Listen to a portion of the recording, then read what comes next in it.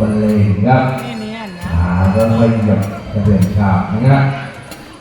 ส่วนเราไปโยกเพื่อให้ลงเข้ากับเสียงเพลงนะครับแล้วก็คุณผู้ชมแบ่งนะครับ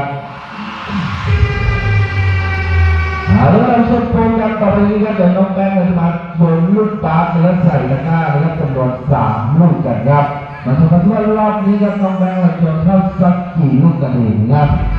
โปรแกรมที่3ครับของแขกผู้จัดเรื่องท่านนะครับลงร่วมสนุกกันนะครับลงมาถึงตะกร้าจากน้องแบงค์นะครับเรารับลูกบาสกันนะครับทีนี้ครับเรียนเชิญเลยครับขอสัก1 ท่านนะครับไม่ว่าจะเป็นหนูน้องๆนะครับคุณสุภาพบุรุษคุณสุภาพสตรีครับเรียนเชิญกันเลยว่าหนูและผมก็1 ท่านนะครับลงร่วมสนุกกันครับมาแล้วขอเสียงตบมือกับผู้ร่วมสนุกครั้งหนึ่งครับ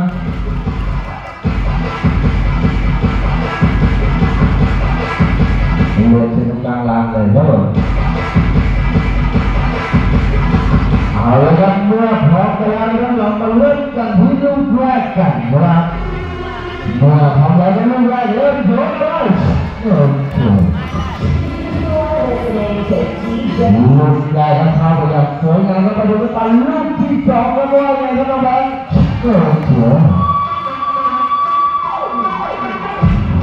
เข้าแล้ว2 ลูกจะเป็นครับลูกสุดท้ายรอเลย